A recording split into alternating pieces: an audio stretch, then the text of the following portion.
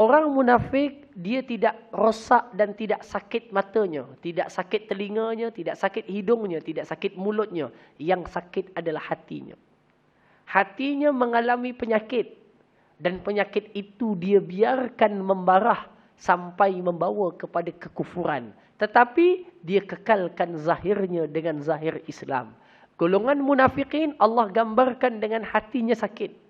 Memberikan makna dan isyarat seorang itu berubah menjadi munafikin. Bukan kerana perubahan watak atau baju atau pakaian. Dulu pakai kepiah putih, sekarang pakai songkok tinggi hitam pula. Contohnya, tuan-tuan. Okey. Tak. Tetapi golongan-golongan munafikin ini berubah adalah dengan perubahan hati yang berlaku kepada dirinya. Dan perubahan hati itu bukan perubahan meningkat menjadi orang yang semakin bertakwa, tetapi perubahan itu kerana penyakit. Tuan-tuan, macam tubuh kita sakit, macam itulah hati kita sakit. Sebiji. Tuan-tuan. Dan macam mana tubuh kita akan sehat kalau dirawat, macam itulah hati boleh sehat kalau dirawat. Sebiji. Sama. Macam mana tubuh kalau dah barah akan mati sebab sakit. Macam itulah hati kalau barah tak dirawat, lama-lama dia akan mati. Sebiji. Dua organ yang berbeza. Cuma bezanya satu je. Tubuh badan hanya berakhir dengan kematian. Tetapi hati dia bersambung sampai kepada kehidupan yang kekal. Itu je beza kesan dia.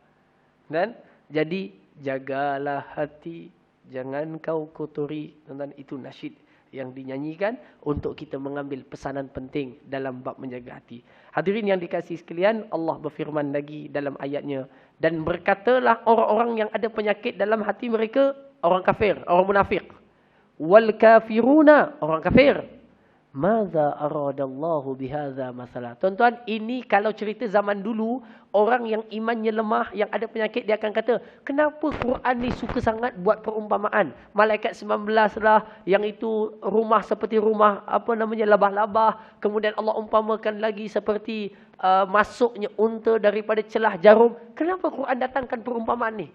Kata kitab suci, kenapa ada umpama macam laba-laba, umpama macam unta, umpama macam ini?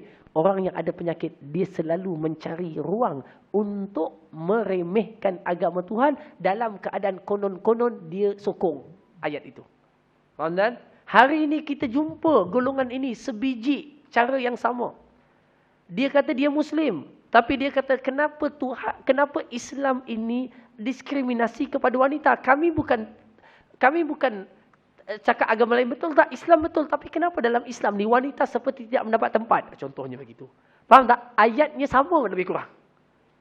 Contoh yang lain sama. Tuan-tuan, dia kata, kenapa dalam Islam, orang kafir tak boleh masuk masjid contohnya.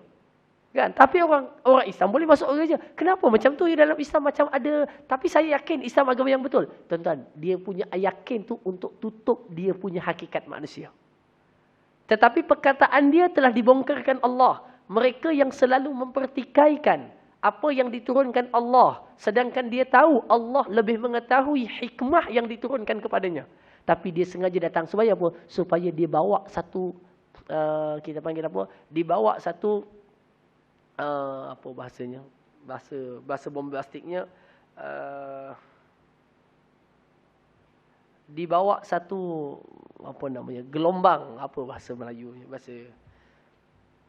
dibawa satu naratif. Tak tahu tuan-tuan faham tak naratif tu apa? Dibawa satu naratif kepada orang supaya ragu terhadap Allah dan juga agama Islam. Itu naratif yang dia nak bawa. Macam orang kafir, dia gunakan golongan orientalis untuk masuk ke dalam ilmu-ilmu Islam. Tuan-tuan, supaya dapat burukkan Nabi SAW melalui tohmahan-tohmahan. Tapi golongan munafikin dia kata, tak, kita Islam. Tapi kenapa Islam ni macam ni, macam ni? Kenapa? Tujuan dia membawa satu naratif manusia supaya ragu terhadap Islam. Quran kata, berkata orang yang ada penyakit dan orang-orang kafir. Maza aradallahu bihadza masalah. Allah nak apa dengan perumpamaan banyak-banyak dalam Quran ni? Apa faedahnya? Kenapa buat macam tu? Maza aradallahu bihadza masalah. Kadzalika yudhillullahu man yasha'u wa yahdi man yasha. Tengok tuan-tuan.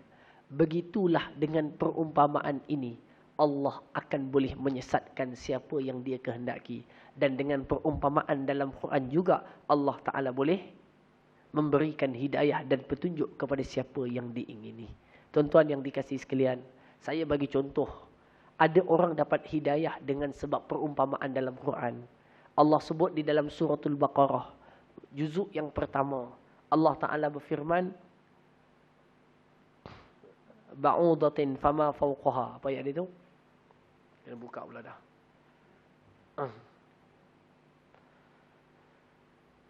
La ilaha illallah.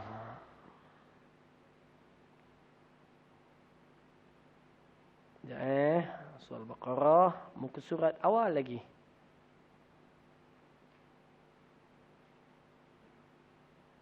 Tu. Ayat yang ke-26. Inna Allah la yastahi an yadriba mathalan ma ba'udatan fama fawqaha. Sesungguhnya Allah Ta'ala tidak malu untuk menggunakan perumpamaan dalam Al-Quran. 26 surah Al-Baqarah.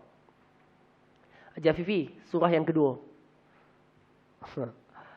Okey, 26 surah Al-Baqarah. Sesungguhnya Allah Ta'ala tidak malu menggunakan perumpamaan dalam Quran. Hatta perumpamaan itu seperti nyamuk atau lebih atas daripada nyamuk. Tuan-tuan, fauqaha maknanya lebih atas kan? Fauqah atas kan? Betul? Baik. Lebih atas daripada nyamuk tu maknanya apa? Lebih besar ke lebih kecil?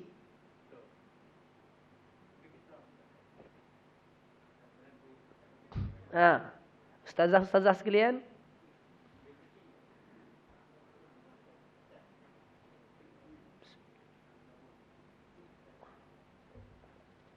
Lebih atas daripada nyamuk.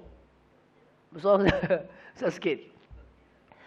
Fama fawqaha dalam ayat ini maknanya apa? Orang Arab pun faham. Tak payah buka terjemahan. Kalau orang Arab, dia baca dia faham. Dia akan faham apa? Dia akan faham apa? Kenapa ada orang dalam dewan telefon saya? Okey, benar. Allahumma salli ala Sayyidina Muhammad. Tangan mana tadi? Yang dah hilang. Okey. Nyamuk dan lebih atas dalam orang Arab dia akan faham dah. Fama fauqaha, nyamuk dan yang lebih kecil daripadanya. Nyamuk dan yang lebih kecil daripada nyamuk. Boleh faham tak? Pada zaman orang Arab, mereka tak tahu pun. Apa yang mereka nampak paling kecil, lalat, nyamuk. Itu je. Dia tak boleh nampak benda yang lebih kecil daripada itu. Boleh tak? Tetapi ternyata selepas daripada itu, mereka yang cuba nak mencari kesalahan Quran dan melihat kepada penggunaan bahasa Al-Quran, mereka mendapati pada nyamuk itu ada mikroorganisma yang tinggal di atas nyamuk. Lebih kecil daripada nyamuk. Okey? Lebih kecil daripada nyamuk yang menjadikan bahawa atas nyamuk ada lagi yang lebih kecil daripada nyamuk. Dekat nyamuk tu sendiri pun ada mikroorganisma yang hidup di atasnya. Allah telah mendatangkan contoh dan mereka mendapat hidayah lalu masuk ke dalam Islam. Macam tu contoh yang dulu pernah saya sebut pasal semut Nabi Sulaiman yang pecah tu. Ingat lagi tak? Ngangguk ingatlah tu, tak payah cerita dah. Baik, hadirin yang dikasihi sekalian, itu contohnya. Jadi kita kembali kepada ayat kita. Kadzalika yudhillullahu man yasha wa yahdi man yasha. Ada satu buku tu saya pun baru beli juga. Okey. Tajuk buku tu perumpamaan di dalam Al-Quran. Rajin bacalah, tuan-tuan, bahasa Melayu je pun. Okey, maknanya ayat tu dikumpul semua ayat dalam Quran yang ada perumpamaan. Contoh Allah umpamakan rumah tangga dengan sarang laba-laba. Allah umpamakan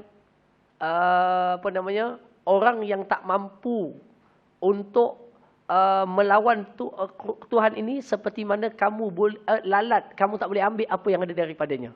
Lagi Allah umpamakan apa lagi perumpamaan Quran? Ini Mahfuz. Allah umpamakan dunia seperti titikan air daripada langit jatuh ke bumi. Okey, perumpamaan itu Allah gunakan. Kenapa? Rahsianya itu dikarang satu kitab kecil. Ya, baca sehari boleh habis, tuan. Tajuknya perumpamaan di dalam Al-Quran. Satu kitab yang baik. Kalaulah perumpamaan boleh jadi sebab hidayah dan perumpamaan juga boleh menjadi sebab kesesatan bagi orang yang selalu mempertikaikan. Apa Quran cerita pasal semut? Apa Quran cerita pasal sarang laba-laba? Itu orang yang nak mempertikaikan. Tapi orang yang boleh dapat hidayah dengan sarang laba-laba, mereka akan dapat juga petunjuk dan hidayah daripadanya. Selesai. Wa ma ya'lamu junuda rabbika illa hu. Tidaklah mengetahui bilangan tentera-tentera Allah itu kecuali Allah. Agaknya tuan-tuan, malaikat pun tak tahu hakikat sebenar bilangan tentera Allah. Ayat ini menemplak golongan yang di atas. Kamu menyangka yang jaga malaikat semuanya ini hanya Allah mampu datangkan 19 orang je? Tak, jangan salah. Allah memiliki banyak bala tentera di kalangan malaikat. Yang kalau dihantar semuanya pun boleh. Nabi ketika Mi'raj, Nabi sebut dalam hadis, kata Nabi SAW, ketika Nabi sampai dekat Baitul Ma'mur. Baitul Ma'mur kat mana tuan? Bukan kuih makmur ya. Baitul Ma'mur kat mana? Tepat di atas Kaabah, iaitu di langit. Menjadi tempat tawafnya para malaikat. Namanya Baitul Ma'mur. Kata Nabi ketika Mi'raj, Nabi sebut, dia kata, aku melihat 70,000 para malaikat masuk ke dalamnya setiap hari dan datang lagi sekumpulan 70,000 yang masuk tu tak keluar. Maknanya setiap masa ataupun setiap hari masuk 70,000 malaikat. Yang dah masuk tak keluar dah, masuk lagi. Maknanya betapa ramai bilangan malaikat Allah. Itu yang tawaf dia. Dalam hadis yang lain menyebutkan tidak ada satu ruang pun di angkasa ataupun di langit melainkan adanya malaikat yang rukuk dan sujud. Disebutkan dalam riwayat yang lain, malaikat yang Allah ciptakan hanya untuk sujud. Contohnya di Gunung Ganang yang kerjanya sujud. Tuan-tuan kena ingat, ada orang kita selalu kata, "Ui, kat sana ada hantu kot." Kita tak tahu sebenarnya dalam banyak tempat ada malaikat. Boleh kata tak ada pun ruang bumi ini melainkan ada malaikat yang Allah Ta'ala letakkan. Dan malaikat itu ada yang sujud je sejak diciptakan. Ada malaikat dia rukuk sahaja. Dan hadis menyebutkan malaikat itu ketika mana diperintahkan untuk angkat kepalanya sujud sejak diciptakan. Sebelum kita lagi. Sujud je. Ketika mana diperintahkan angkat kepalanya. Angkat kepalanya. Dia pun kata, Subhanaka ma'abadtuka haqqa ibadatik. Maha sucimu ya Allah. Aku tidak menyembahmu dengan sebenar-benar sembahan lagi. Itu yang sujud ya. Malaikat kata, sebab dia kenal Allah. Dia kenal kemuliaan Allah. Jadi dia kata, aku tidak menyembahmu dengan sembahan yang sebenar lagi. Nampak tuan?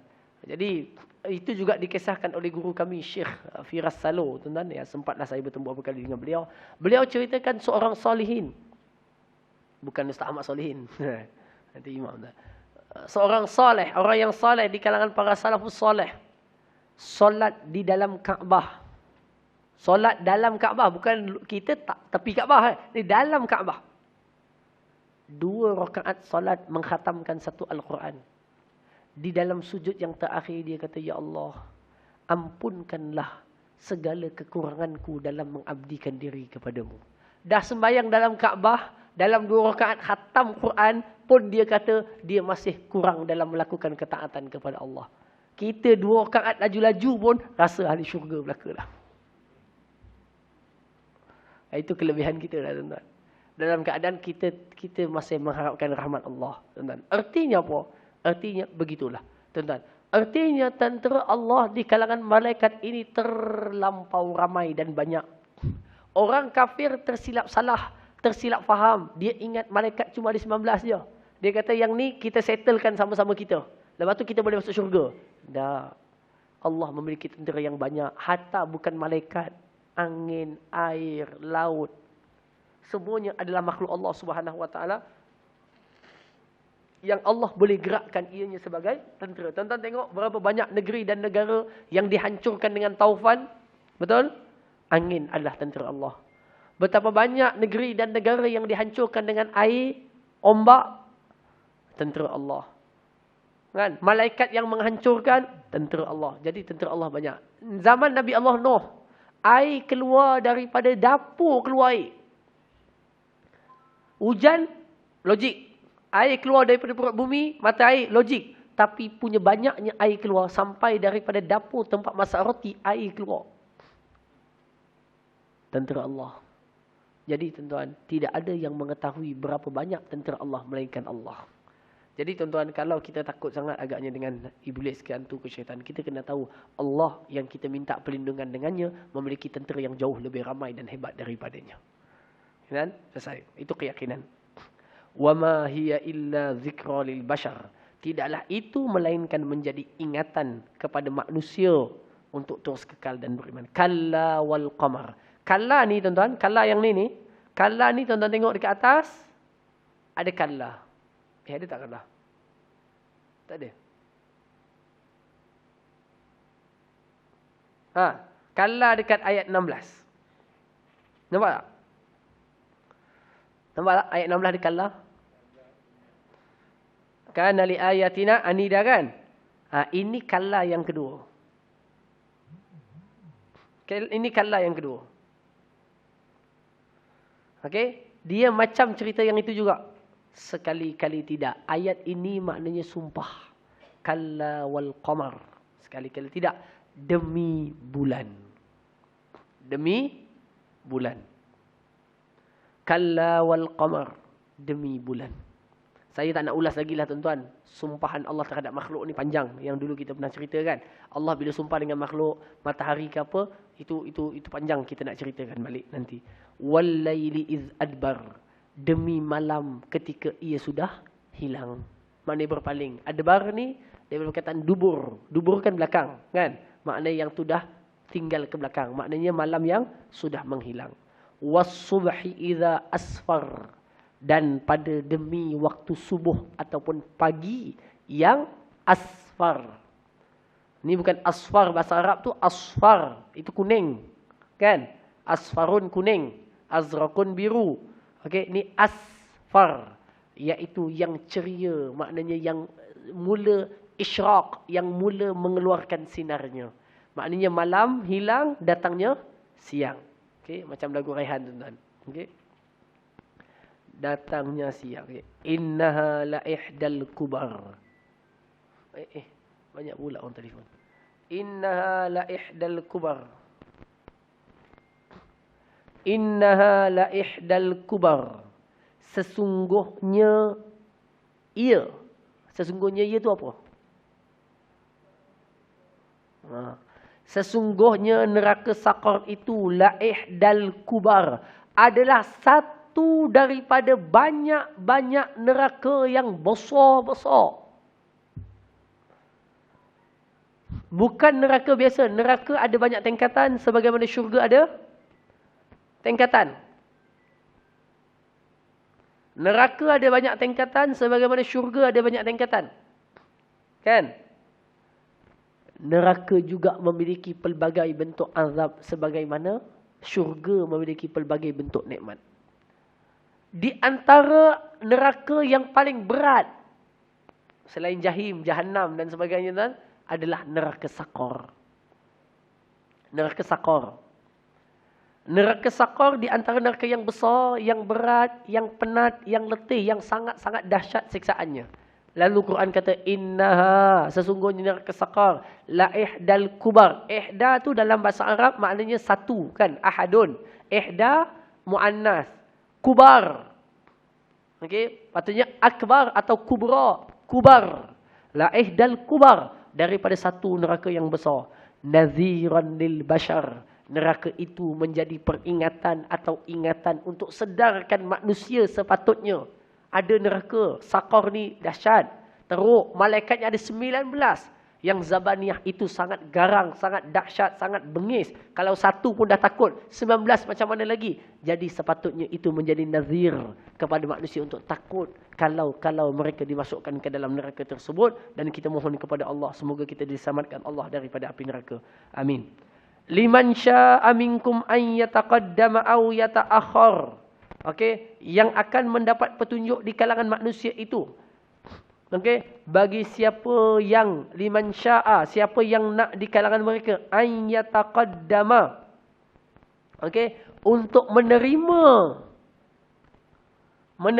ingatan itu. Yataqaddama maknanya menerima dan mendapat petunjuk. Au yata'akhkhar, ataupun ada orang dengar pasal neraka, dengar pasal azab, yata'akhkhar, dia buat paling ke belakang, tak indahkan. Dua jenis golongan. an yataqaddama aw yata'akhkhar. Lalu tuan-tuan tengok Allah sebut apa? Kullu nafsin bima kasabat rahina. Tuan-tuan, ayat ni ayat jadikan sebagai ayat panduan kita, ingatan kita.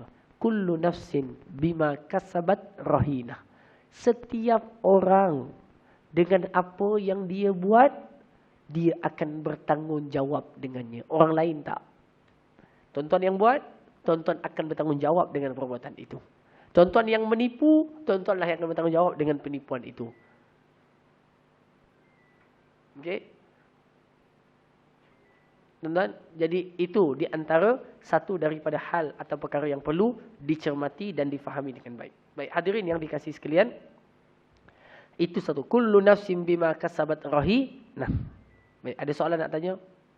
Illa ashabal yamin, melainkan golongan ashabul yamin. Okey. Illa ashabal yamin, melainkan golongan ashabul yamin. Sebab apa? Sebab apa golongan ashabul yamin ni terkecuali daripada cerita itu? Sebab apa? Sebab ashabul yamin tempatnya adalah dalam syurga, tapi ada satu sifat dia, ashabul yamin ni, dia boleh bertanya tentang golongan pendosa di dalam neraka. Allah sebut dalam Al-Quran, illa ashabul yamin fi jannatin yatasaalun. Fi jannatin yatasaalun. Dia tengah duduk nikmat dalam syurga, dia tanya. Dia kata, kawan kita tu dulu tu, yang tu mana tak nampak kat sini ni? Bukan ngeteh dulu dengan kita sekali ke? Lah, tak ada lah. Dia pun pergi, cuba kita jengah-jengah kat belah sana. Kat belah neraka. Ui, tengok ada kat tengah-tengah neraka. Waliyahzubillah. Dia kata, dulu bukan sama ke kita?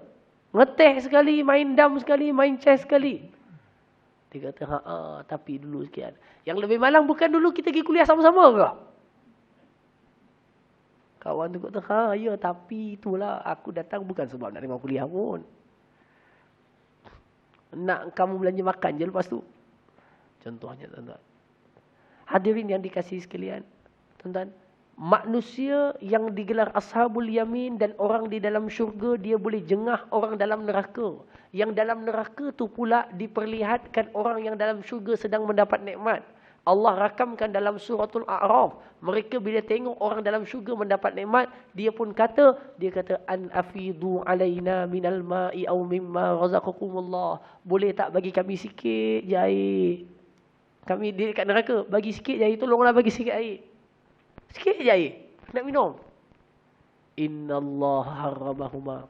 Sesungguhnya Allah mengharamkan keduanya itu kepada orang kafir. Sebab tu tuan-tuan, cerita syurga neraka ni tuan-tuan adalah cerita yang besar dan penting dalam hidup orang beriman. Kita mohon sama-sama tuan-tuan kepada Allah selalu jangan berhenti berdoa. Walaupun saya dan kita ni nak jadi calon syurga ni macam ya tak ya je calon syurga kan. Sembahyang pun khusyuk tak khusyuk, ngaji pun banyak tak banyak, zikir pun entah ke mana, tolong orang pun tak adalah banyak sangat tuan-tuan. Khidmat kepada agama pun kadang-kadang ya, kadang-kadang tidak. Jadi tuan-tuan, semoga doa kita ini dipandang rahmat oleh Allah Ta'ala dan kita semua diselamatkan Allah daripada api nerakanya. Kejayaan yang hakiki adalah kejayaan masuk ke dalam syurga Allah dan keluar daripada neraka Allah. Itulah kejayaan sebenar hidup kita di dunia dan di akhirat. Kejayaan sebenar adalah itu.